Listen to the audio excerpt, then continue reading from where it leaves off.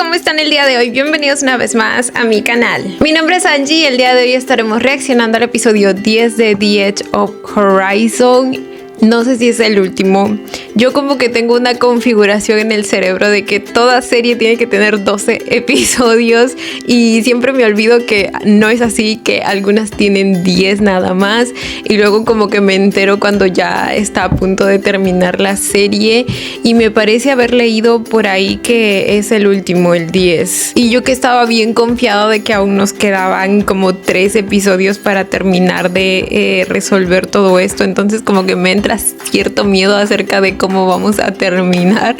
pero bueno, ya lo estaremos averiguando, gente. Vamos a empezar de una vez, así que sin nada más que decir, comencemos con el video.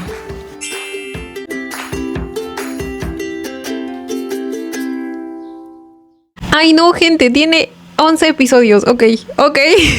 Eso es mejor que 10. Pasa que estoy descargando el video y mientras dije, pues vamos a buscar cuántos episodios tiene oficialmente, porque luego quizá leí una información incorrecta o no verificada o algo así. Entonces sí, ok, son 11 episodios. Eso me gusta mucho más definitivamente.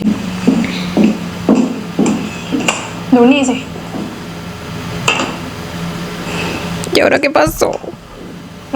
Esto va de mal en peor. หนังสือพิมพ์ฉบับไหนวิจารณ์รัฐบาลมากหน่อยก็โดนเรียกพบโดนปิดตอนนี้มันเคร่งยิ่งกว่าสมัยก่อนเปลี่ยนแปลงการปกครองซะอีกเนาะเราลุกขึ้นมาเปลี่ยนแปลงประเทศเพราะเราอยากเห็นคนมีสิทธิเสรีภาพและตอนนี้มันต่างอะไรจากเดิม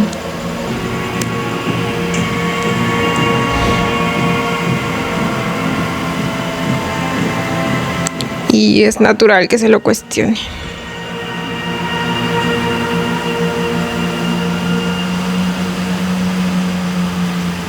ก็เคยถามตัวเองเหมือนกัน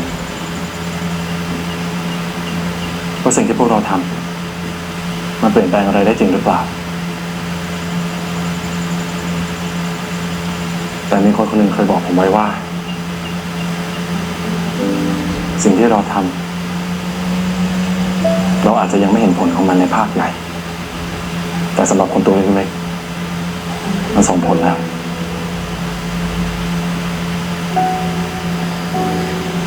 บางทีสิ่งที่พวกเราทำอาจจะเปลี่ยนแปลงโลกทั้งใบไม่ได้ภายในวันเดียวแต่อย่างน้อยมันก็เปลี่ยนแปลงชีวิตบางคนให้มีความหวังแล้ว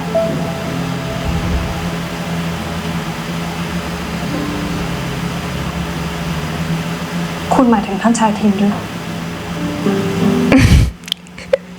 Lo noto por la manera en que habla, recordándolo. ก็ตั้งแต่กลับจากโรงเรียนวันนั้นคุณก็ดูมีชีวิตขึ้นมาค่ะ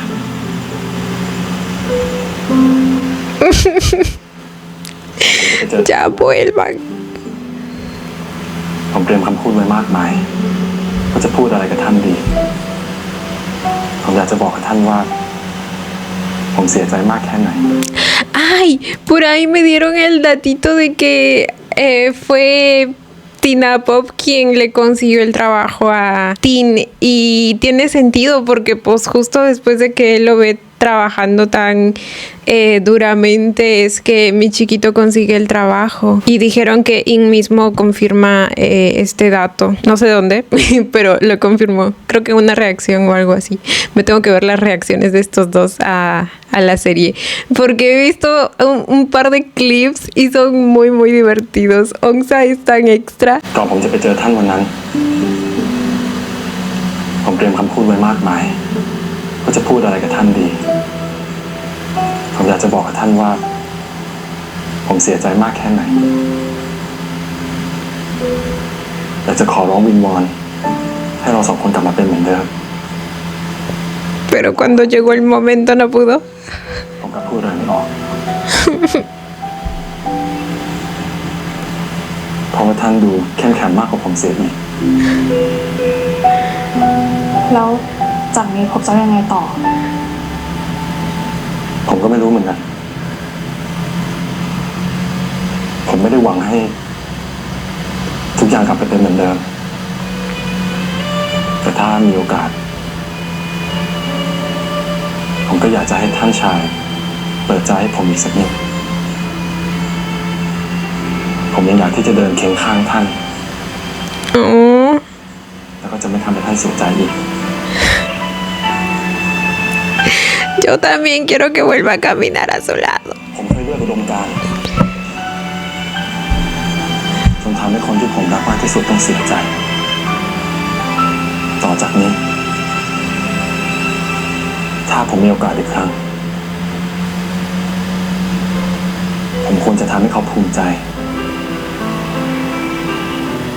มากกว่าทำให้เขาต้องเสียใจ Como debe ser, bebé.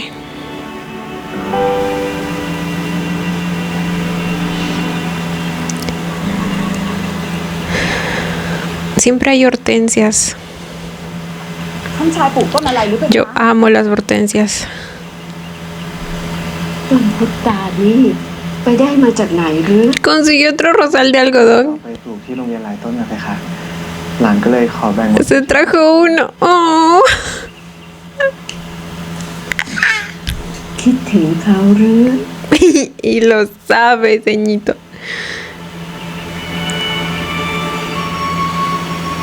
ต้นไม้นี่ก็แปลกนะ ต่อให้ถูกย้ายที่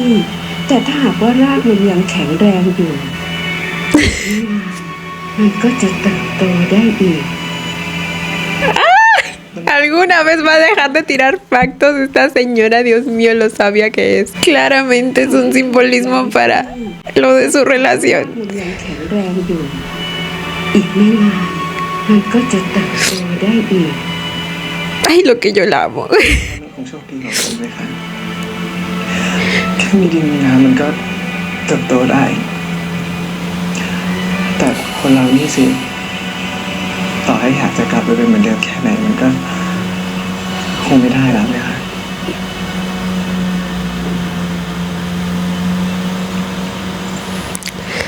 No lo mismo, pero pueden crecer de manera diferente. ทำไมถึงชอบคิดว่า ชีวิตของเราความสุขของเราจะต้องเหมือนเดิมและคงที่ตลอดเวลา อย่างของใช้ของเรานี่อะไรที่มันแตกหักเสียหายไป จริงอยู่ มันอาจจะกลับมาใช้ไม่ได้เหมือนเดิมอีก แต่นั่นก็ไม่ได้แปลว่ามันไม่ได้ดีหรอกนะ ธัญญา ชีวิตของคนเราเนี่ยนะทีมันไม่ใช่แค่การที่เราจะพยายามรักษาความสุข ความสำเร็จทุกอย่างไว้ให้มันเหมือนเดิมฝั่งย่านะย่าว่าสิ่งที่สำคัญที่สุด คือการยอมรับ และเข้าใจในสิ่งที่มันเปลี่ยนไป และอยู่กับมัน อย่างงดงามและทำให้ดีที่สุด En serio la quiero mucho. Ay, por favor, que nos dure para siempre. ขอบพระทัยทั้งนั้นแล้วเพคะ Aunque la verdad el episodio pasado como que me ha instaurado un miedo porque por algo nos pusieron... Ay, justo yo les iba a decir que por algo nos dieron una escena en la que se empezaba a sentir mal. ธัญญาไปโรงพยาบาลดีกว่าไหมเพคะ No. ไม่ต้องไปหรอกลูก คนแก่ก็เป็นอย่างนี้แหละหน้ามืดเวียนหัวพักแป๊บเดียวเดี๋ยวย่าก็หายลูก Eso no es un simple mareo. ให้หลานติดต่อ พี่ฉัดกับท่านพ่อดีไหมเพคะมีเรื่อง ไม่ต้องเลยสิจะไปยุ่งวุ่นวายอะไรกับเขาล่ะลูก ตอนนี้เขามีเรื่องต้องให้ Señora. โอ้ย่านึกออกแล้วที่ย่าหน้ามืดย่าหิวข้าวดูสิเพราะวันนี้ขนมขายดีมากย่าเลยลืมกินข้าวเลยรู้ไหม นั่นปะไรเพคะ เอื้อมก็ตกใจแทบแย่ เอื้อมถึงได้บอกไงเพคะ No, no es solo ก่ eso. อน เดี๋ยวจะโดนไม่ใช่น้อยหน่อยก็ชอบมากอยู่ได้ ก็ไปหาอะไรมาให้เขากินสิหิวจะแย่ วันนี้ขนมขายดีมากย่าเลยลืมกินข้าวเลยลูก ขอนอนพักแป๊บเดี๋ยวก็หายลูก งั้นเดี๋ยว เดี๋ยวหลานไปชงยาหอมให้นะด้วยค่ะคุณย่าจะกลับมาแล้วไหมคะ จ้ะ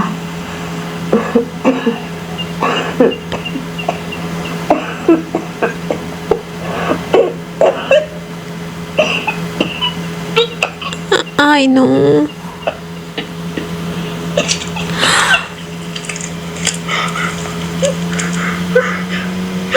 Oh my god.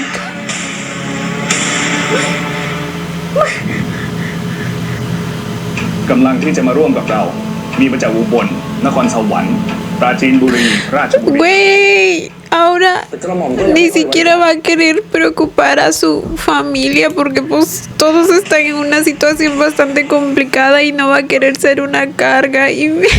miren sus ojitos, lo que más le preocupaba era que no la que no descubran que estaba así de mal, más el susto de ella misma sentir que ya está muy enferma. มาร่วมกับเรา มีมาจากอุบลนครสวรรค์ปราจีนบุรี ราชบุรี แล้วก็เพชรบุรี Todos los buris. ไม่ไว้ใจหน่วยที่ตอบรับสนับสนุนจากที่ว่าไม่รู้ หลายคนไม่อยากร่วมกับพวกเดียวกันเอง พวกเดียวกัน ตั้งแต่พวกมันยึดอำนาจปลดคนของเราออกจากราชการ จับเจ้านายขังคุก มันทำให้คนที่รับใช้บ้านเมืองมาตลอดทั้งชีวิตต้องกลายเป็นศัตรูของแผ่นดิน พวกมันไม่ได้เห็นพวกเราเป็นพวกเดียวกันมาตั้งนานแล้ววันนี้มันปิดปากหนังสือพิมพ์พรุ่งนี้มันปิดปากคนที่เห็นต่างแล้ววันนั้นสยามจะเหลือ Como si él no hubiera hecho lo mismo, ¿verdad? ผมจะไม่ยอม La hipocresía. No es que piense que esté bien, pero la hipocresía. พรุ่งนี้มันปิดปากคนที่เห็นต่างแล้ววันนั้นสยามจะเหลืออะไร ผมจะไม่ยอมยืนมองให้สยามเนี่ยถูกพาไปในทิศทางที่ผิดแน่ กระหม่อมเห็นด้วยกับพระองค์ชาย ต่อให้ถูกตราหน้าว่าเป็นกบฏก็ยอม เราไม่ได้กำลังก่อกบฏเรากำลังกู้บ้านกู้เมืองอยู่ ถ้าเราไม่ลุกขึ้นมาสู้ในวันนี้ วันข้างหน้าก็ไม่เหลือบ้านเมืองให้ได้ปกป้องอีกต่อไปแล้ว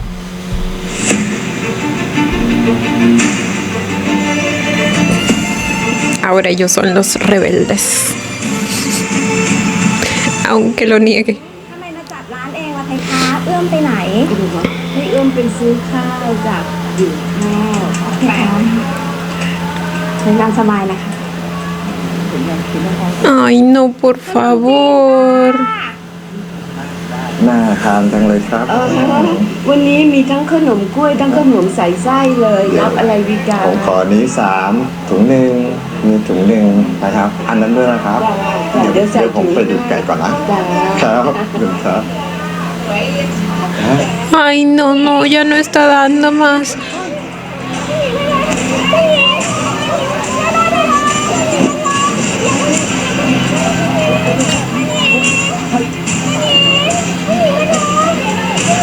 Pop, ayúdala, porfa.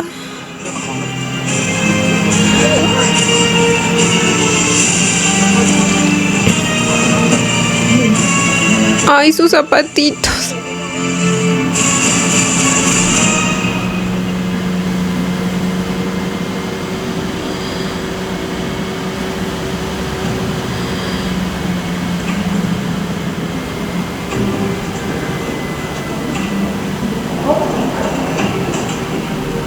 Cái nó đi rồi bác หมอยังไม่ออกเลยกระหม่อม Cậu ương à พระเอื้อมอยู่ข้างในกับพระองค์กระหม่อม Cái nóเป็นอย่างนี้ไปได้อะเมื่อเช้ายังดีๆอยู่เลยอะ ถ้าปลอบใจเย็นก่อน Ni tan bien, จะ chiquita. ไม่เป็นอะไร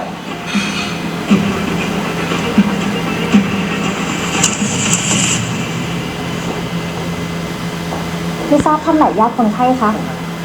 คุณหมอต้องการพบท่านนี้ค่ะ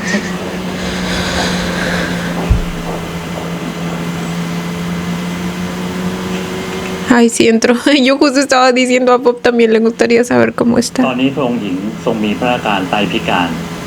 ตอนนี้พระโลหิตเริ่มเป็นพิษธาตุในร่างกายเสียสมดุลมาก หมอคงทำได้เพียงประคองอาการที่เหลือก็ขึ้นอยู่กับพระวรากายของพระองค์หญิงแล้วเพคะ หมายความว่ายังไงคะหมอ แล้วอย่างนี้พระองค์หญิงจะหายไหมคะ อีกนานไหมคะหมอ เอื้อมพี่จะฟูมฟายไปทำไมเนี่ย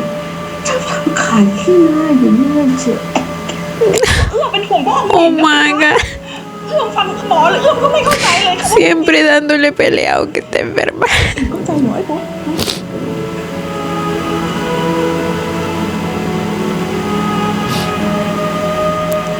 ไม่เป็นไรนะไปหาคุณย่าเดี๋ยวเรารักษากันเดี๋ยวก็หาย Coseta. Yo miro su carita así dándome calma. Y me puedo ir en paz. ระวังนะครับพ่อหญิง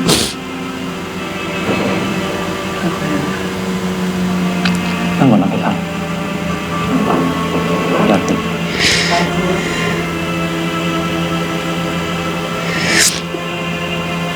ป้าเอื้อมช่วยหาอะไรให้พ่อหญิงเสวยด้วยนะจะได้เสวยยา ยาที่หมอให้มาเนี่ยต้องเสวยตามเวลาให้ครบทุกมื้อนะแล้วอีก2 อาทิตย์หมอจะนัดตรวจอีกครั้งเดี๋ยวฉันจะมารับเอง คุณไม่เป็นไรเดี๋ยวผมพาไปเองดีกว่าไม่อยากรบกวนคุณ ไม่ได้รบกวนอะไรเลยฝ่าบาทให้กระหม่อมรับจะดีกว่า แต่ว่าเดี๋ยวผมพัก ขอบใจเองมากนะไอ้พร้อม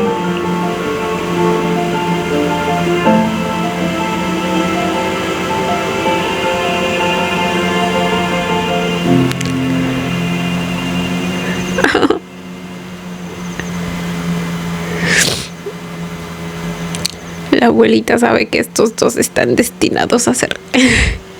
Y amo porque a lo largo de este tiempo pues se nota que ella también poco a poco ha ido entendiendo a Pop, porque recuerden que ella estaba también bastante molesta con él. Oh, y el rosal.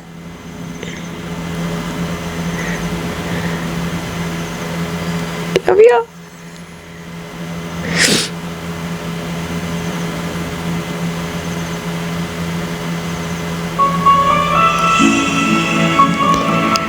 Así es, bebé, su amor sigue vivo.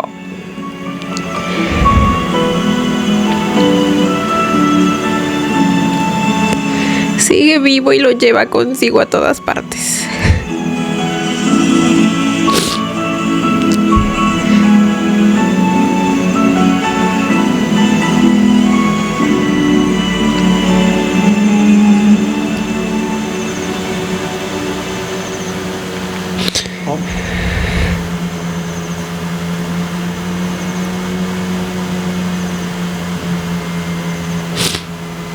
อันนี้ค่ายาแล้วก็ค่าหมอวันนี้ขอบคุณคุณมากนะรับไปเถอะ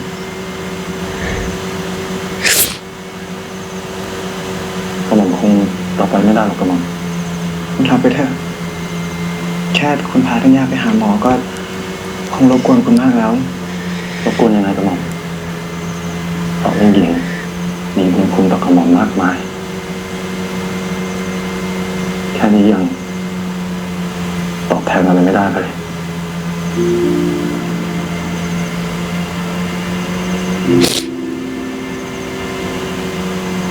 ขอบคุณครับ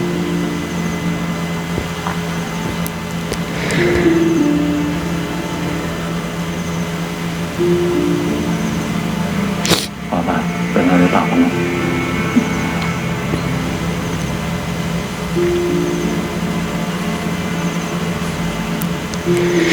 กลัวผมจะต้องเสียทัญญาไปผมน่าจะสังเกตท่านให้เร็วกว่านี้ผมจะได้พาท่านไปโรงพยาบาลผมจะได้พาท่านไปหาหมอที่ผมทำอะไรไม่ได้เลยผมช่วยใครไว้ไม่ได้เลย Ay, mi chiquito. ผมจะต้องเหลืออยู่คนเดียวถ้าผมต้องอยู่คนเดียวอะ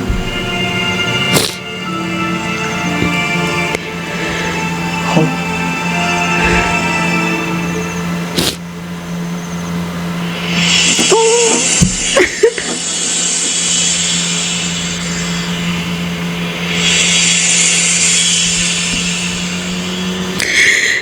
Ay, Dios mío.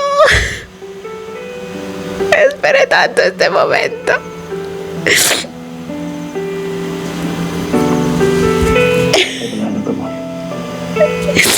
Y como siempre, las escenas de acercamiento entre estos dos siempre están tan cargadas emocionalmente, madre mía. El miedo a perder a su abuela,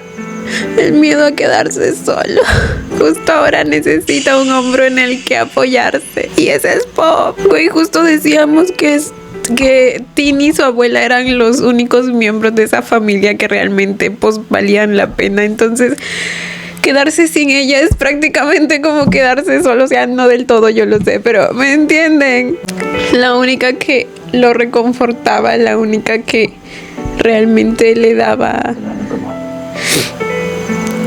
consejos bastante sabios. Le dijo tu Pop. Tu Pop está aquí para ayudarte. ¡Ah!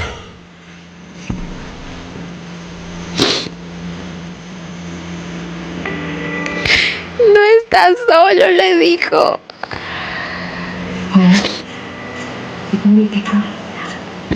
No. Ay, cómo lo saluda. Qué bonita.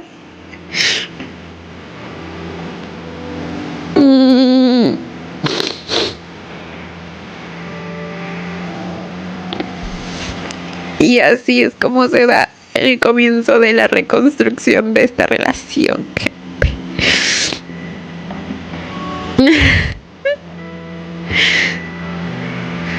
Se nota como lo está ayudando bastante. Le alivia mucho todo el peso que carga encima.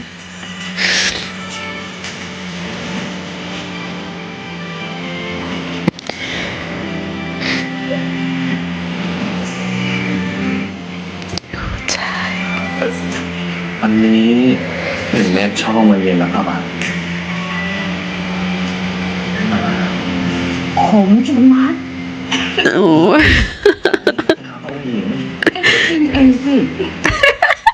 Entonces cómetelo, le digo. Ay, abuelita. Ojalá de verdad se mejore. ขอบใจเองมากนะไอ้พง Amo que ya es bastante cotidiano que esté aquí. Y al parecer solo Tin y la abuela están aquí. El señor y Chatorn, ¿dónde están? O sea, ¿dónde se quedan? Sé que están muy ocupados planeando su propia rebelión, pero no llegan a dormir y así. O quizás si llegan muy tarde y se van muy temprano.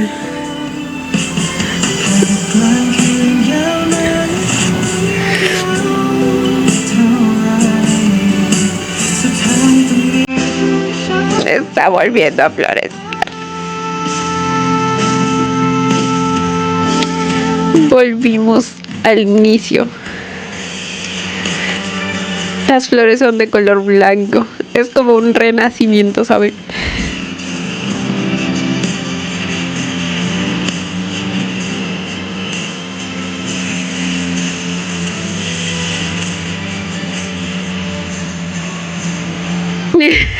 Lo atrapó mirándolo.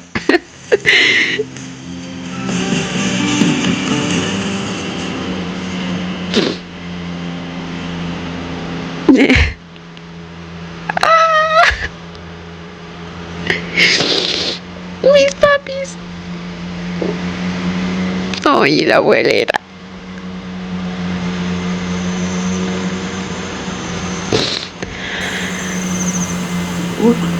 พ่อผู้หญิงระวังไปคะช้าสิไปคะพ่อหญิงโอ้ยนี่ข้าจะนั่งหอกล้มก็เพราะเองดักหน้าดักหลังอย่างนี้รำคาญจริงเชียวพื้นที่พ่อหญิงจะนั่งไปคะโอ้ยระวังไปคะพ่อหญิง Ay, no las amo. La abuelita no quiere que la traten como un cristal.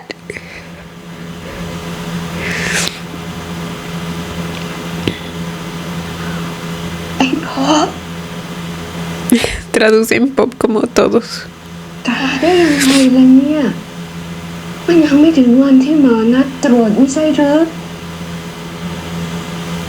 มีคนอยากมาพบพระองค์หญิงไหมคะ ใช่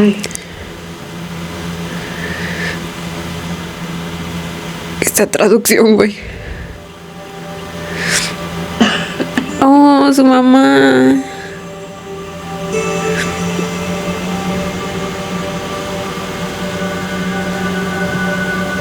Ay, cuidado, cuidado, Sayita.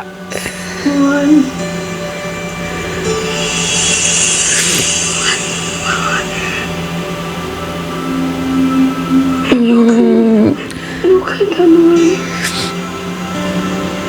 นวลจริงๆด้วย Su lealtad hacia ella sí la entiendo. Porque hasta yo.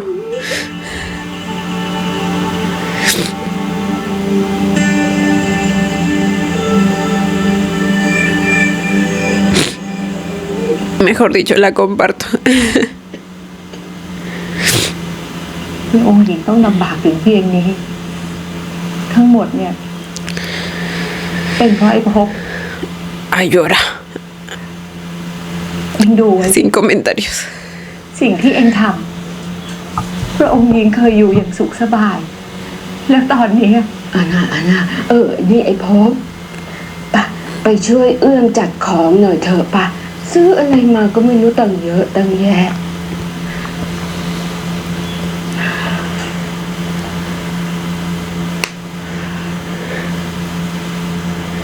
นวลขึ้นมานั่งข้างบนสิ มันจะไม่เหมาะนะเพคะ ไม่เป็นไรหรอกนะมันไม่มีแล้ว อะไรไม่เหมาะไม่ควรอ่ะ มาขึ้นมานั่งข้างบน นั่งให้สบาย มาสินวล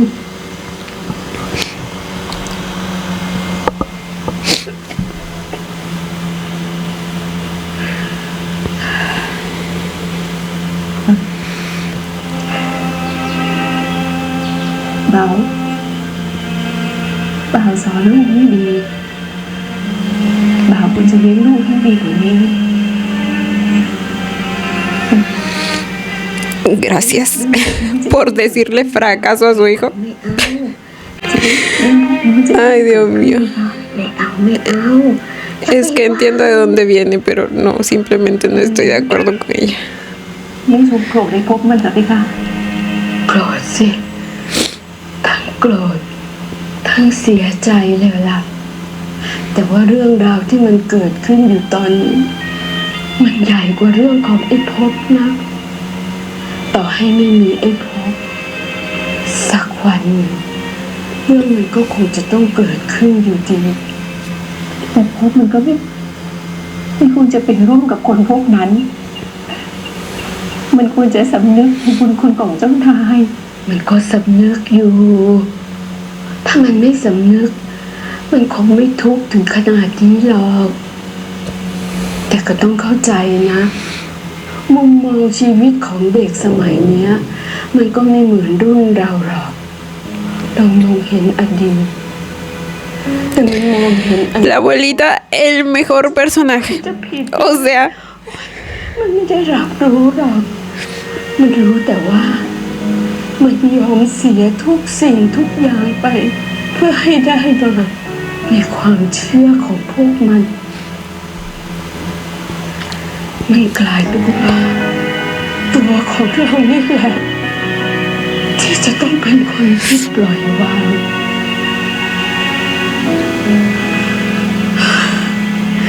หนูเลย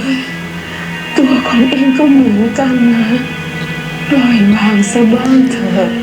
ไม่ว่าจะเป็นเรื่องใหญ่ที่มันเกิดขึ้นอยู่ตอนนี้หรือแม้กระทั่งเรื่องของไอ้พบกับพ่อทิมองค์หญิง ay, me duele verla hablar tan agitadamente. ตัวของเอง Siento que poco a poco se le van las fuerzas. เหมือนกันใช่ไหมเอกถึงได้พามันออกไปจากวัง ค่ะป้าพยายามจะห้ามลูก ถึงได้พาภพออกไปจากวัง สุดท้ายแล้วเรื่องมันก็เป็นแบบนี้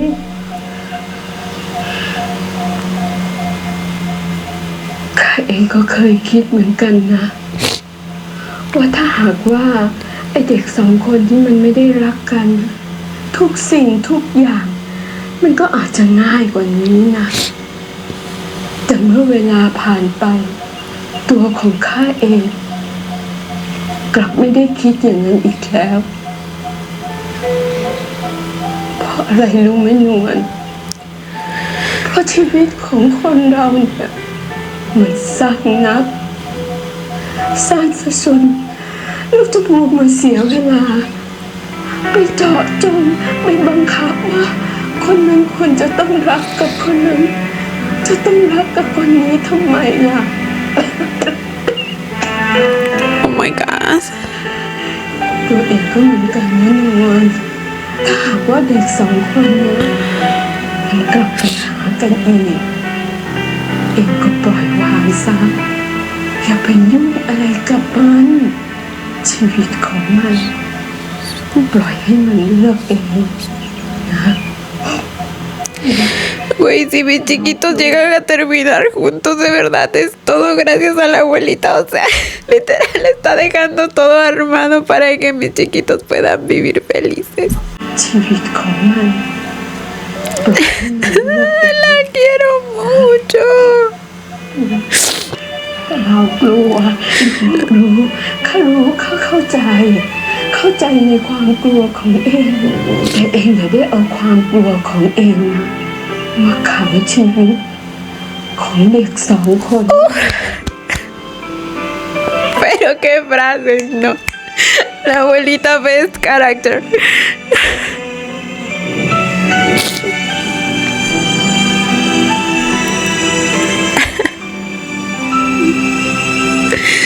Ay, Dios mío, lo dio todo hasta el final y siento que ahorita se me va o algo.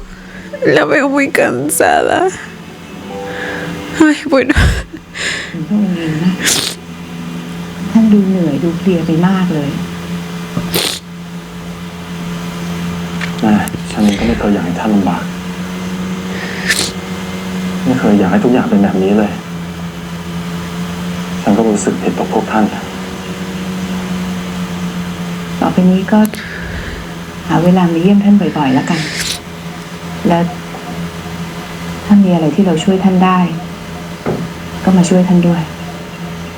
จำไหม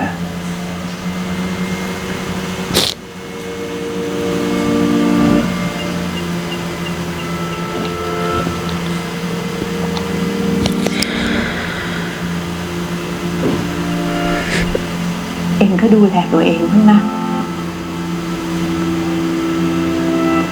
หอมไปเยอะแล้วลูก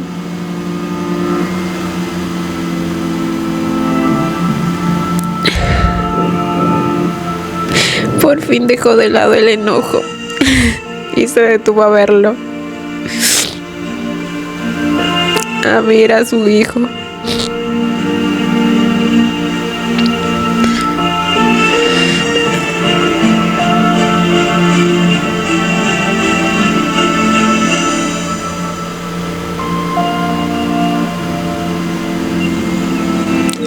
Y nuevamente todo gracias a quién.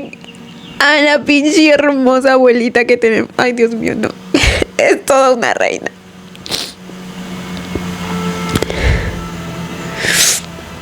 Por fin está en casa el señor este. พ่อ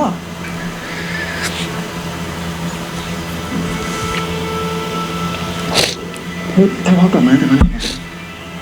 เพิ่งมาถึงเมื่อเช้า Ah, ¿se fue de viaje? มานคร Estaba en la แต่ capital. พ่อคงไม่ได้ค้างที่บ้านนะมีธุระต้องทำหลายอย่างไปอยู่กับประตูน่าจะสะดวกกว่า เราพี่ชัดเลยไหมคะ ยังอยู่ที่โคราชนะยังมีอีกหลายเรื่องที่เราต้องจัดการกัน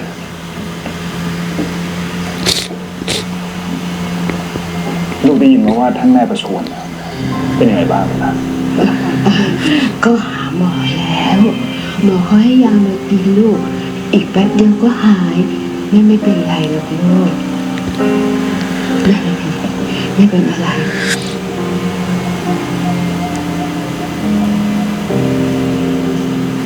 ลูกดูผอมไปมากเลยนะลำบากมากใช่ไหมลูก ก็มีพังไหมคะแทบกับลูกอยู่ได้ อดทนหน่อยนะทิวอีกไม่นานทุกอย่างจะกลับมาเป็นเหมือนเดิม ท่านพ่อหมายความว่ายังไงไปคะ ถึงเวลาลูกก็จะรู้เอง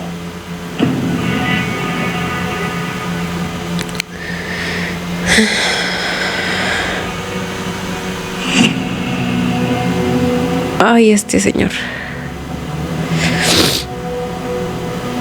พวกเราได้ยื่นจดทะเบียนขอจัดตั้งสมาคมการเมือง ในนามของคณะกู้สยาม โดยมีหลักการประกันสำคัญที่พวกเรายึดถือเชิดชูประชาธิปไตย และจะต้องมีพระมหากษัตริย์ทรงเป็นประมุขของประเทศ ตามรัฐธรรมนูญอยู่ชั่วนิรันดร การยื่นขอจดทะเบียนจัดตั้งสมาคมครั้งนี้ เป็นไปเพื่อแข่งกับสมาคมคณะราษฎรหรือเปล่าครับ พวกเราเห็นว่าบ้านเมืองในตอนนี้เป็นคณะธิปไตยปกครองโดยคนส่วนน้อยที่เข้ามายึดอำนาจเสียอาณาประชาราษฎร์หาได้มีเสรีภาพจริงจังไม่ซึ่งเป็นอันตรายที่พวกเราควรที่จะหลีกเลี่ยงขอให้ราษฎรทุกคนเข้าร่วมกับพวกเรา แล้วท่านชายทรงคิดว่าราษฎรจะเข้าร่วมไหมครับ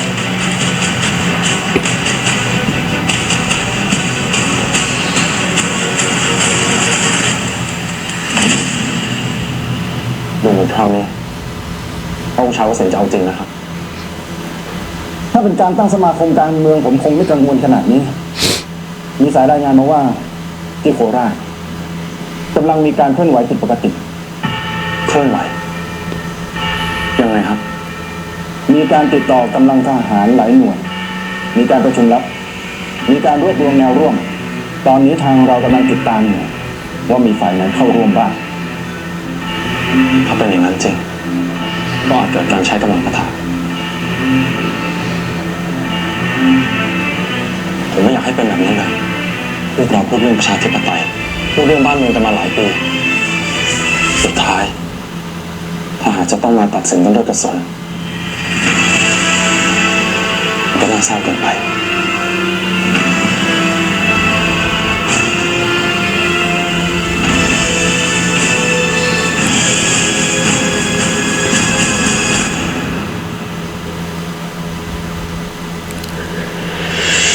Ay, Dios mío.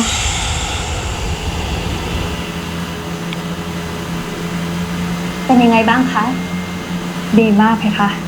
เดี๋ยวแกอีกนิดหน่อยก็น่าจะตีพิมพ์ได้แล้ว จริงเหรอคะ ¿Qué es? ¿Un artículo, un libro? ลงตีพิมพ์เป็นตอนๆ Folletín en la revista. ท่านหญิงเก่งมากนะเพคะ Oh, ahora ella también va a escribir. หญิงอยากให้ท่านพ่อภูมิใจในตัวหญิง Ay, bebé. ว่าสิ่งที่หญิงทำมีคุณค่า Ojalá algún día se dé cuenta. Pero con que tú te sientas valiosa, chiquita, es suficiente. มันอาจจะต้องใช้เวลาแล้วเพคะ คนรุ่นท่านพ่อของท่านหญิง อาจจะไม่ชินกับการที่เห็นผู้หญิงออกมาทำงาน แต่วันหนึ่งท่านต้องเห็นแน่ๆว่าท่านหญิงทำได้ดีมากแค่ไหน Aunque sea el día que esté a un pie de entrar a su tumba. ประชาชนในพระนคร โดยมีพระองค์เจ้าวสิทธิ์ร่วมกล่าวปราศัย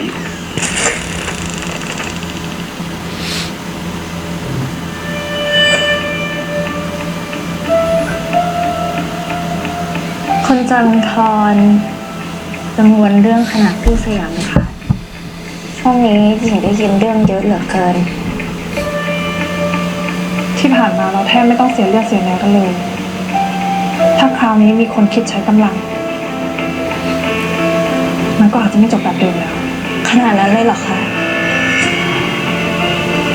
หญิงไม่ค่อยรู้เรื่องการเมืองสักเท่าไหร่หรอกนะคะ แต่หญิงก็ไม่ได้อยากให้ใครตาย คนชาติเดียวกันทั้งนั้น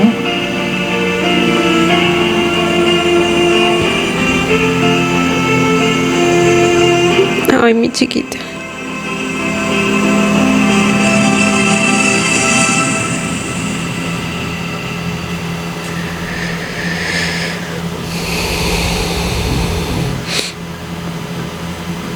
คุณพ่อ ทัญญาล่ะ ออกไปโรงพยาบาลไปค่ะไปกับเอื้อมเดี๋ยวคงกลับมาแล้ว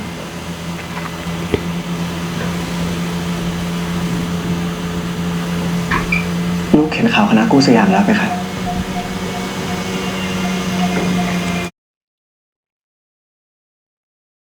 อจะพยายามกู้สยามกลับมาจากพวกมัน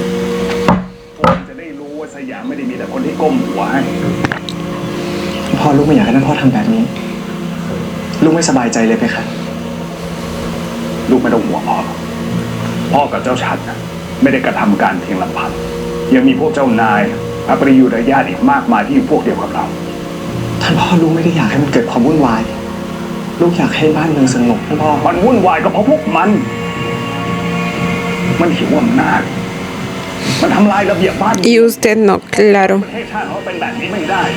บางทีแล้วสิ่งที่พวกเขาทำอาจจะไม่ได้เลวร้ายขนาดนั้นก็ได้นะไหมคะ ว่าไงนะ ลูกเคยคิดเหมือนท่านพ่อ ลูกเคยโกรธพวกเขา ลูกเคยคิดว่าพวกเขาแย่งทุกอย่างไปจากพวกเรา แต่วันนี้พอลูกได้ออกไปใช้ชีวิตข้างนอกจริงๆ ลูกได้ออกไปเห็นชีวิตคนข้างนอก ท่านพ่อเด็กบางคน อายุเกือบ20เขายังเขียนหนังสือไม่ได้เขายังอ่านหนังสือไม่ออก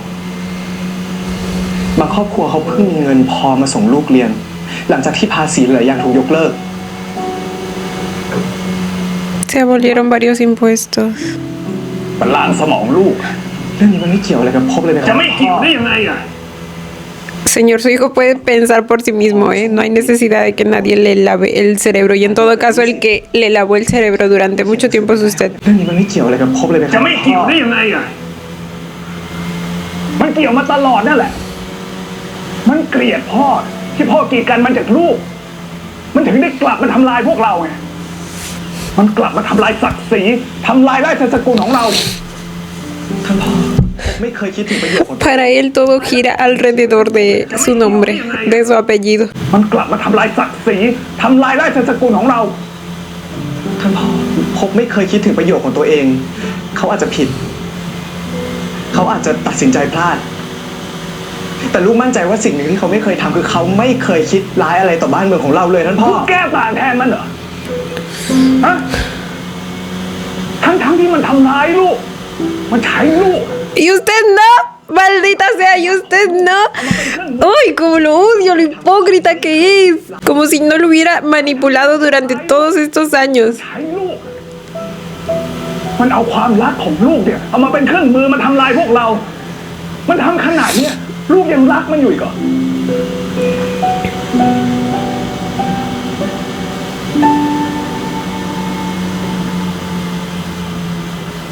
เอาเถอะถึงลูกจะยังรักมันมากแค่ไหนอะลูกก็หยุดในสิ่งที่พ่อเชื่อไม่ได้หรอก ตอนนี้ไม่ได้มีแค่พ่อคนเดียว ตอนนี้มีกำลังจากอีกหลายจังหวัดกำลังรวมตัวกันอยู่ คนที่ยังรักบ้านรักเมืองกำลังจะลุกขึ้นมาสู้ อีกไม่นานทุกอย่างจะต้องกลับมาเป็นเหมือนเดิม พ่อจะทำอะไรนะ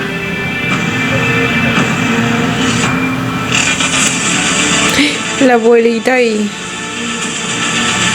aún lo escucharon todo. Oh my god.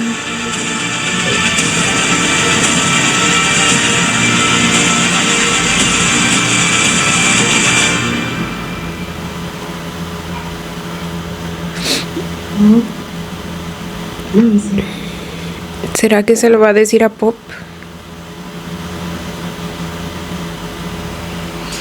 ¿Qué está comiendo? ผู้หญิงทำไมจู่ๆถึง Un antojar de verdad con estas series. Déjenme alimentarme tantito. พระองค์หญิงทำไมจู่ๆถึงนัดกระหม่อมออกมาข้างนอกนะเพคะแล้วเสด็จออกมาคนเดียวแบบนี้มันอันตรายนะเพคะ ไม่เป็นไรหรอกนะข้าก็ยังเดินเหินได้อยู่นี่ ทำกับว่าข้าจะตายวันตายพรุ่งเช่นนั้นละ Ay, ni lo diga. เรื่องที่พ่อวสินทำเอ็งรู้เรื่องแล้วใช่ไหม Voy a alejarme un poco del micro para que no escuchen แล้วตอนนี้ mi masticar. การบ้านเมืองเป็นเช่นไรบ้าง น่ากังวลไหม กระหม่อมได้รับข่าวมาว่า ตอนนี้สถานการณ์น่าเป็นห่วงมากเพคะมีการเคลื่อนกำลังมีการรวบรวมแนวร่วมหลายฝ่ายเริ่มเตรียมตัวถ้าการไม่ทันอาจจะเกิดการปะทะเพคะ คุณพระ Ay, Dios mío. เอ็งรุนแรงถึงเพียงนั้นเชียวหรือ เพคะแต่กระหม่อมก็ ได้หวังว่าจะให้เกิดอะไรแบบนี้ขึ้นตอนนี้ไม่มีใครมั่นใจได้เลย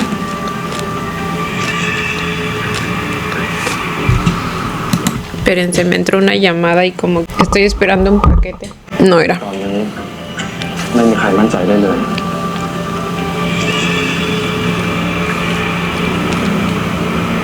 นี่นะ ถ้าวันนั้นมาถึงจริงๆข้ามีเรื่องอยากจะขอเองนะ เรื่องอะไรเดี๋ยวไปคะ อย่าได้ทำรุนแรงกับพ่อวสินทร์แล้วก็ตาฉัดเลยนะ Ay, entonces sí hay algo que quiero pedirte. ว่าเองกับเขาอยู่คนละฝั่งกัน แต่จะอยังไรเสียเขาก็เป็นลูก เป็นหลานของข้านะ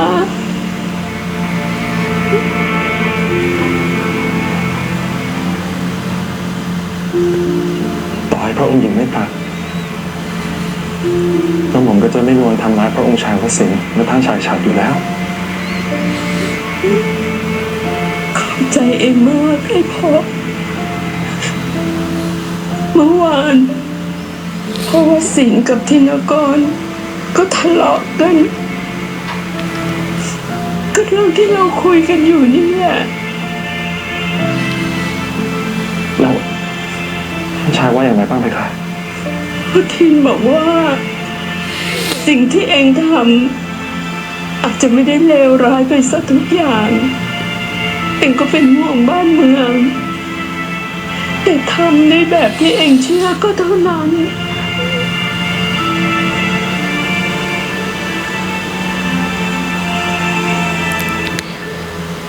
จนถึงตอนนี้ ท่านชายยังปกป้องกระหม่อมมีแต่กระหม่อมเอง ที่ทำร้ายท่านทำให้ท่านเสียใจกระหม่อมไม่คู่ควรกับความเมตตาของท่านชายที่มีให้กระหม่อม ข้าน่ะเห็นเองสองคนมาแต่เล็กแต่น้อยข้าเข้าใจดีนะว่าเองสองคนน่ะผูกพันกันมากแค่ไหน และกระหม่อมทำลายความผูกพันนั้นด้วยมือของกระหม่อมเอง แต่ก็ยังไม่ได้ถึงกับตัดขาดกันไม่ใช่หรือ No mientras las raíces sean fuertes. ฟังข้านะ Aquí robándome las líneas de la เอ abuelita. งสองคนได้กลับมายืนเคียงข้างกันอีก ต้องจับมือกันให้แน่นอย่างนี้ไว้ อย่าได้ปล่อยมือกันเพราะความเจ็บปวดในอดีตนะ เลยค่ะ Ya les dije cuánto quiero a la abuelita.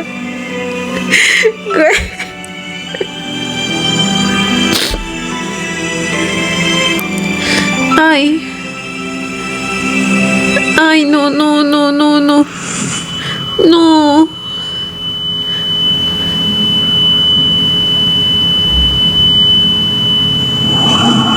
Voltea a verla, porfa. Ay, ay, viene un auto. No, no, no, no, no.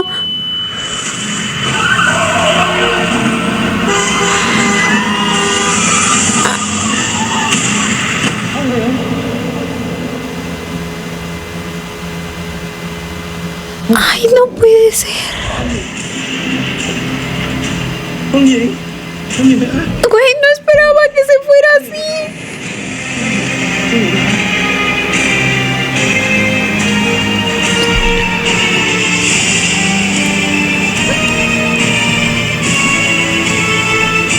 Oh my God. Ni siquiera fue por su enfermedad. O sea, en parte sí porque empezó a sentirse mal por eso. Pero, ¿me entiende? Me refiero a que no fue a causa de la enfermedad. ท่านย่าเป็นไงบ้างอะ ผมออกมาแล้ว Ay, no. แม่กูเป็นแบบนี้กูทำอะไรแม่กู Sabía que lo iba a culpar. ญาติคนไข้เชิญด้านในค่ะ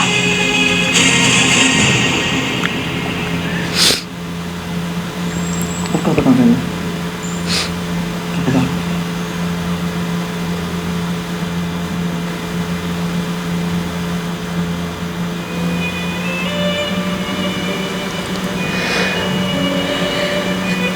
No, otra vez ese sentimiento, basta. ¿Cuándo van a dejar de hacerme sufrir?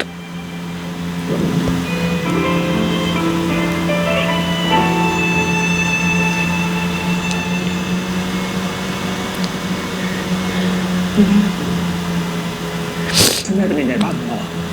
พระอาการตายพิการของพระองค์หญิงทรุดลงมากแล้วพระวรกายอ่อนแอมาระยะหนึ่งแล้ว การหกล้มครั้งนี้ยิ่งทำให้อาการหนักขึ้น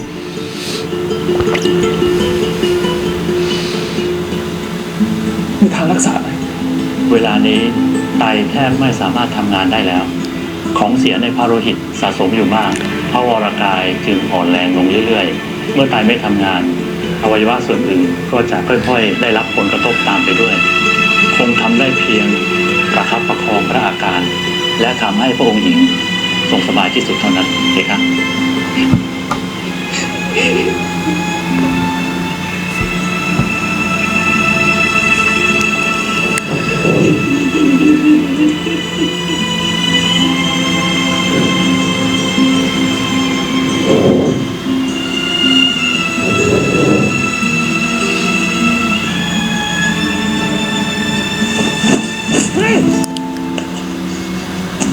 มึงทำอะไรแม่กู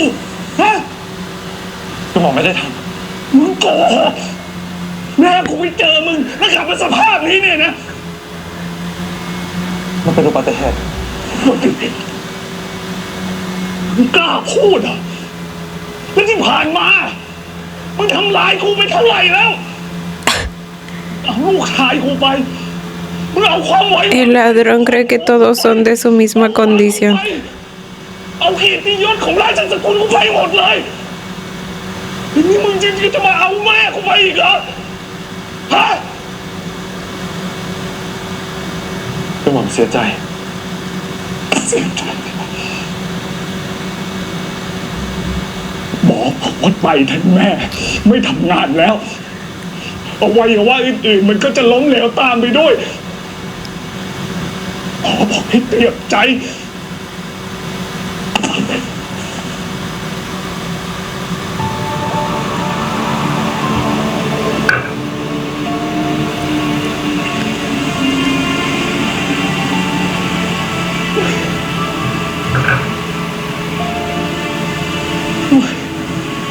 A diferencia de usted, señor, él nunca se ha cegado por el odio.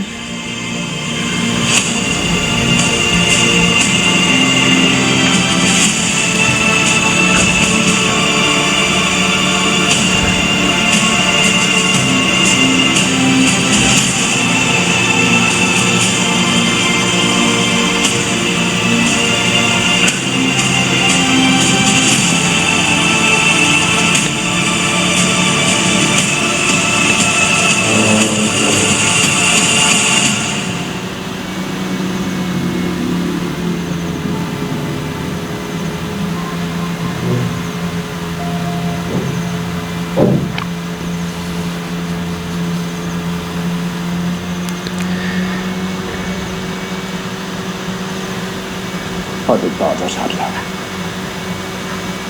พรุ่งนี้มันจะกลับมาจากโคราชพ่อจะไปรอรับ ดีแล้วไหมคะท่านพ่อท่านย่าคงอยากเจอพี่ชัด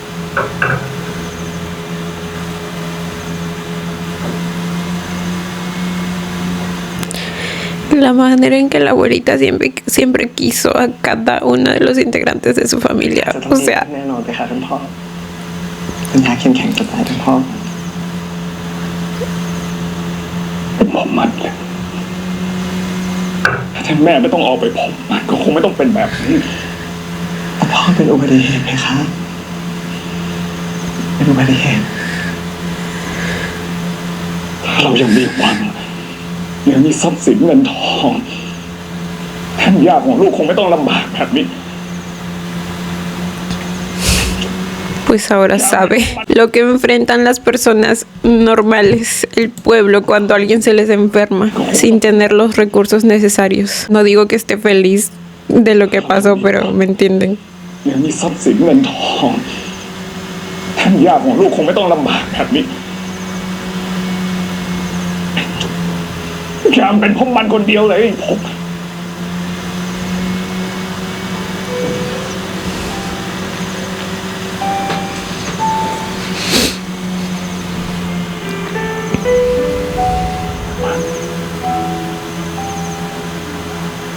ทุกอย่างมันอาจจะเป็นเพราะพ่อเอง Vaya, por fin lo ve. ราชสกุลของเราจบสิ้นในมือของพ่อ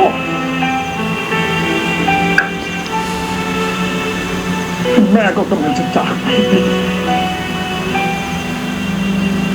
เขาทำอะไรไม่ได้เลยเขาไม่เคยปกป้องใครได้เลย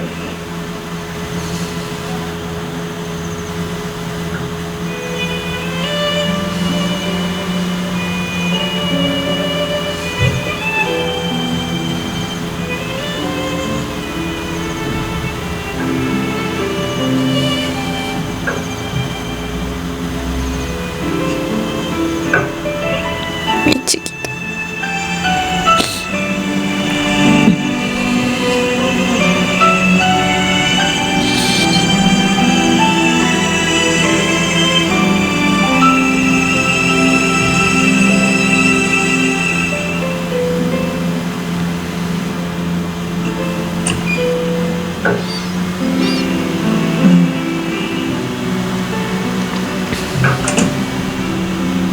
เริ่มกลับไปพักผ่อนก่อนไหมเดี๋ยวฉันดูท่านให้ แล้วพระองค์ชายมุสีล่ะเพคะ ท่านพ่อไปรับพี่ฉัดที่หัวลำโพงเดี๋ยวก็คงตามนะ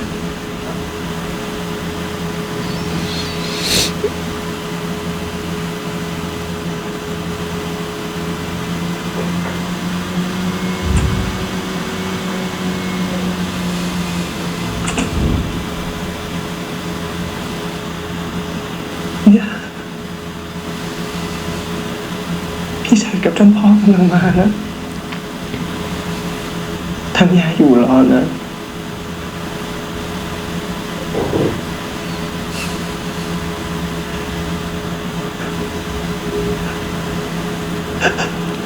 หมอครับหมอ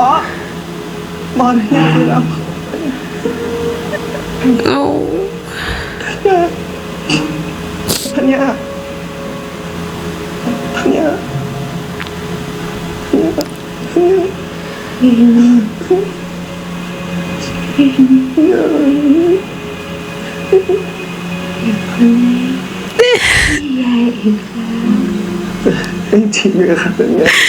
Oh.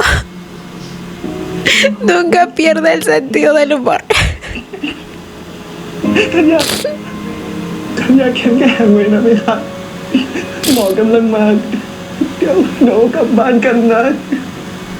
Ay, mi chiquito, no puedo. Me destruye. มันไม่เหลือใครแล้ว ใครบอกว่าไม่เหลือท่านพ่อก็อยู่พี่ชายก็อยู่เราก็อยู่แล้วคนที่รักหลานเขาก็ยังอยู่ อยากให้พี่ยายอยู่ด้วยอะ เลย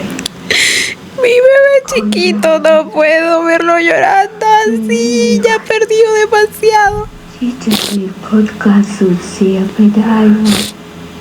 เวลาที่เราอยู่รักษามันให้ดีที่สุดนะ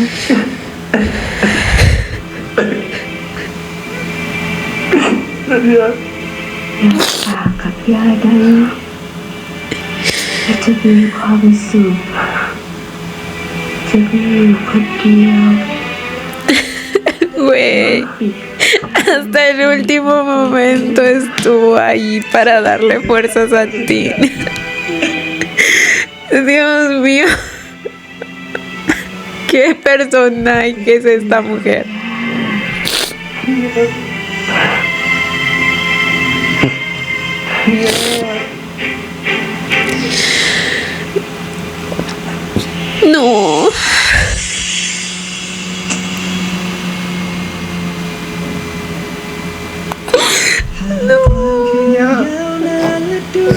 Ay, su sonrisita.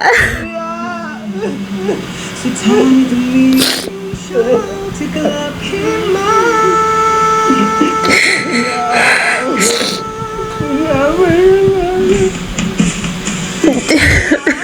Ay, no puedo.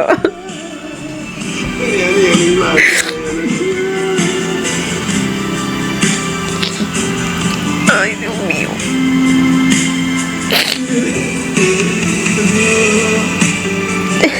Cuando pensé que esta serie ya no podía destruirme más, o sea, dijeron, espérate tantito.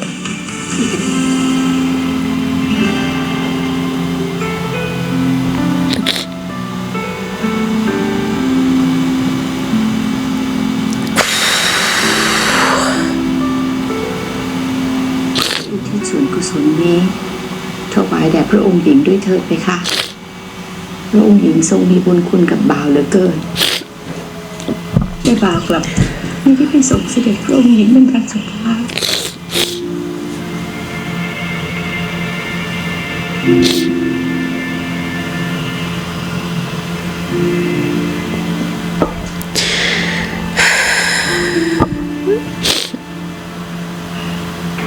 พระองค์หญิงท่านคงเข้าใจ ถ้าเราไปงานคงจะวุ่นวายมากกว่าเดิม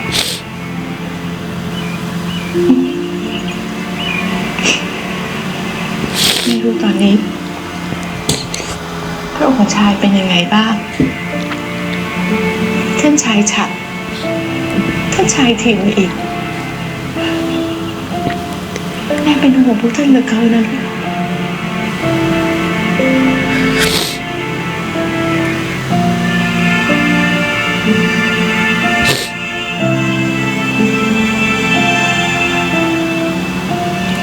Dijo si nos hubiéramos quedado, o sea que se fueron.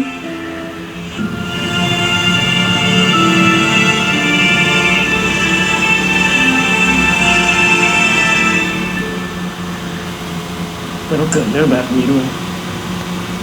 ถ้าทัญญาไปหาไอ้ภพทั้งหมดเราคงไม่เกิด Otro. มันเป็นอุบัติเหตุพี่เข้าใจไหมมันเป็นอุบัติเหตุ อุบัติเหตุเหรอตั้งแต่ไอ้ภพเข้ามาในชีวิตพวกเรามันมีอะไรดีขึ้นบ้างไหมอ่ะ Y tú que bien has aportado a la vida de la familia. Te espero, ¿eh? Dame la lista. ดูสิหน้าที่การงานแล้วตอนนี้มันย่ายมันเกี่ยวกันพอได้แล้ว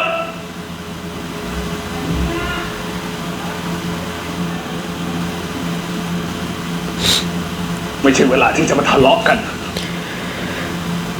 ยังมีสิ่งที่ต้องทำมากมายกว่านี้เยอะทีละคนไปโคราชกับ Tinacorn. Grano de estaño. Ay, Dios mío, esta traducción. ตอนนี้กำลังทหารพร้อมแล้ว อีกไม่กี่วันก็จะยกขึ้นมาล้อมพระนครได้ เดินทางมาถึงจุดนี้แล้ว จะถอยก็ไม่ได้แล้ว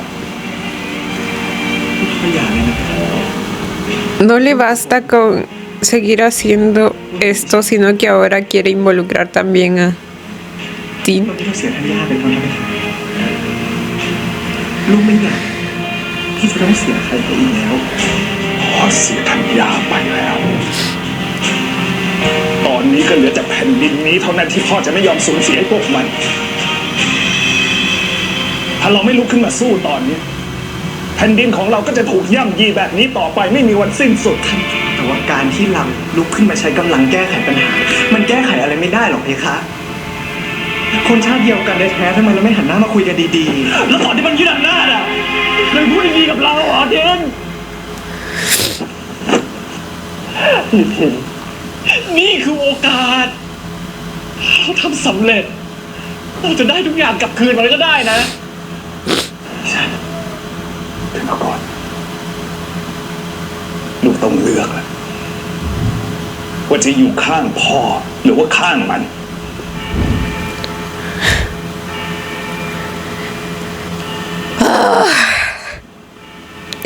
Nuevamente, me sorprende, ¿no? Pero me indigna. บังคับให้ลูกต้องเลือกเลยนะพี่ครับเอาเถอะถ้าลูกเลือกไม่ได้ก็ไม่เป็นไร แต่ขอให้ลูกรู้เอาไว้ ว่าถ้าถึงวันที่ต้องเผชิญหน้ากันจริงๆนะพ่อจะไม่ไว้ชีวิตไอ้พงษ์ไม่ว่าจะด้วยเรื่องส่วนตัว หรือว่าเรื่องอุดมการณ์คนอย่างมันกับคนอย่างพ่อ ไม่มีวันที่จะอยู่ร่วมแผ่นดินเดียวกันได้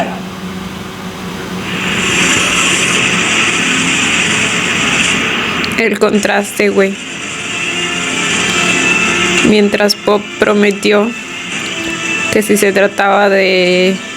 Basin o Chad no les iba a hacer daño.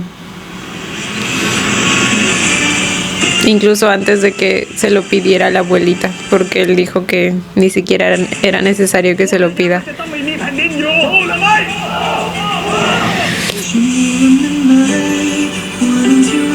สัญญาอย่างใดกับฉันได้ไหมสัญญากับฉันได้ไหมว่าผมจะกลับมา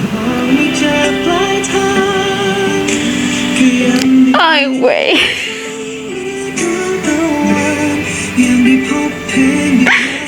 Ya. Ya tengo. Ay, no. แต่ดวงตะวันคืนที่มันไกลแสนไกล Yo ya no sé qué esperar. Yo ya no sé qué esperar. A mí me va a dar algo. Y el siguiente sí es el último episodio. O sea, más les vale darme un final feliz porque si no yo voy a entrar en crisis. Estoy advirtiendo. Y bueno, gente, este fue el episodio 10 de The Edge of Horizon. Afortunadamente no el último, aún nos queda un episodio, pero parece que no vamos a dejar de sufrir hasta el último minuto, O sea, porque lo que se viene también. Ay, no, estos últimos episodios han estado de infarto y llenos de sufrimiento. Y Dios, el personajazo que es la abuela, les digo, literal, prácticamente gracias a ella todo se está volviendo a acomodar, todo está volviendo a no seguir su curso, porque como ella misma dice, no es lo mismo, no es necesariamente lo mismo y no tiene por qué serlo. Entonces, de algún modo es como volver a construir un camino, ¿saben? Dios, es que cada cosa que sale de la boca de esa mujer está tan lleno de sabiduría. Ha sido un gran soporte para tantas personas, no solo para Tin, sino también para Pop, para la mamá de Pop. Le hizo entender tantas cosas que ella no veía por estar tan pegada, tan arraigada a las tradiciones, a lo que a ella también pues le inculcaron y le metieron en la cabeza. Gracias a esa conversación, incluso la relación entre ella y Pop también empieza a arreglarse. Finalmente la señora puede ver más allá de solo el hijo rebelde que traicionó a la familia que les dio tanto desde su punto de vista. El sentimiento que me dio cuando Pop empezó a llorar después de que ella le dice que ha bajado de peso, es como si después de tanto tiempo recién lo estuviera viendo, ¿saben? O sea, imagínense, probablemente desde que nació siempre tuvo como prioridad a la familia real, o sea, se puede sentir así de alguna manera. Yo sé que le preocupaba a su hijo, siempre le ha preocupado y por él incluso pues se fueron de ahí. Pero por la manera en la que hablaba y la manera en la que decía las cosas, muy fácilmente Pop durante todo este tiempo pudo haber sentido que en su lista de prioridades él no estaba arriba como su hijo. O sea, siento que ella era una servidora de la familia real antes que su madre, al menos durante el tiempo en los que tuvo que convivir siendo ambas cosas, ¿me entienden? Ya luego pues ella decide apartarse de la familia real como una manera de proteger a Pop y por sus mismas creencias también. El hecho de que pensara que si Tin se metía con su hijo era como bajar, como decía siempre, bajar el cielo a la tierra o algo así. La cosa es que precisamente esas cosas que decía son las que me hacen tener esa percepción, y estoy segura de que Pop también tenía lo mismo, la misma. Y obviamente duele, o sea, güey, duele. Imagínense haber vivido así durante casi toda su vida y finalmente estar sintiendo que su madre lo ve. Por eso me dio tanto sentimiento cuando empezó a llorar como si fuera un niño chiquito. Les digo, la actuación de estos dos es simplemente fenomenal, de los mejores actores que he visto en los últimos tiempos. Y Tim, que les digo también, la manera en que también lloró como un niñito chiquito cuando su abuela volvió a despertar, y luego cuando tuvo que despedirse. Es que les digo, la abuelita lo dio todo hasta el final, todo para dejar a su nieto en paz, para dejarle las cosas de algún modo encaminadas de alguna manera, porque estoy segura de que ella también tenía el miedo de que si se iba, pues él se iba a quedar un poco solo. Por eso en esa última oportunidad que ella despierta por última vez, le reafirma que no va a ser así, que aún tiene personas a su lado, que tiene aún a Pop y bueno, los otros dos que en mi opinión mejor nadota, pero pues después de todo son su familia, y para la abuelita también son importantes y siempre han sido importantes. Precisamente por eso, y presintiendo que ya le iba a llegar su final, se reúne con Pop para pedirle que pues si en algún momento toca una situación en la que realmente tengan que enfrentarse, que no sea tan duro ni con Chad ni con Basin. Y él se lo promete y le dice que incluso que ni siquiera tenía que pedírselo. Y, güey, como les digo, el contraste, la diferencia cuando el señor está tan cegado por el odio que simplemente está dispuesto a matarlo. Ay, güey, no sé lo que va a pasar, y claramente mi chiquito Tim pues se va a preocupar por él y va a ir a verlo según lo que vemos en los adelantos, y Pop va a tener que ir a enfrentarse y, ay, no, va a ser todo un revuelo, todo un caos, gente, pero bueno, ¿qué les digo? Otro episodio que amé, a pesar de que me hizo sufrir nuevamente. Siento que el guión está muy bien hecho, el mensaje está muy bien elaborado, y ni qué decir de las actuaciones de nuestros personajes, incluyendo al padre de Tim, que hace que lo deteste siempre. Incluso en la escena en la que lloró por su madre me llegó a dar tantita lástima, pero siempre pues siendo consciente de la clase de persona que fue y sigue siendo. A pesar de que lo deteste con toda mi alma, creo que también es un personaje muy bien construido. O sea, puedes ver de dónde viene ese afán, ese empeño, esa ambición para preservar como que el linaje de la familia real, su apellido, porque supongo que después de todo es algo que a él también le exigieron. Siempre que menciona sus antepasados se puede sentir como para él es realmente una vergüenza el que la familia real se haya acabado, por así decirlo, durante su reinado. O sea, el peso que le da a ese hecho es enorme, y por eso mismo es que se aferra tanto a recuperar lo que antes tenía, además de los privilegios que claramente también le daba. Claro que ya saben que pienso que él mismo es responsable de muchas de las cosas que pasaron. Simplemente un análisis de su personaje. Pero bueno, gente, creo que ahora sí, aquí lo dejo. Ay, una última cosa que mencionar es que amé, al menos esos minutos de felicidad que me dieron en los que pues Pop estuvo de algún modo conviviendo con la familia, con la abuelita, con Tim, ayudándolos pues en todo este proceso en el que la abuelita estuvo enferma. Se sintió como poco a poco su relación empezaba a reconstruirse, y Tim finalmente no estaba solo, sino que tenía un hombro en el cual apoyarse, y Pop finalmente finalmente también estaba teniendo esa oportunidad por la que él tanto